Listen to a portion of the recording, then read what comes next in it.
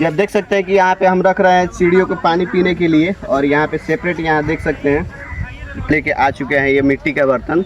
और आप देख सकते हैं पूरा सुनसान एरिया है, यहाँ कहीं दूर दूर तक पानी नहीं दिखाई दे रहा है। और हम चिड़ियों के लिए, आप देख सकते हैं स्पेशलिस्ट चिड़ियों के लिए हम पानी लेकर के आए हैं और यहाँ पे रख रहे हैं। और आप देख सकते हैं कि यहाँ आएंगे पानी पीने के लिए चिड़ियों के लिए। और आप देख सकते हैं कि हम पानी भी लेकर के आए हैं।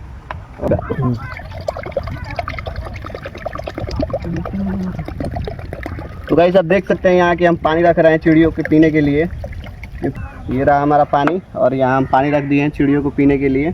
और इसमें चिड़िया पानी अपना पिएगी। और आप लोगों से रिक्वेस्ट है कि आप लोग भी अपने छत पे या घर पे कहीं भी आप पानी को रखिए। अच्छा।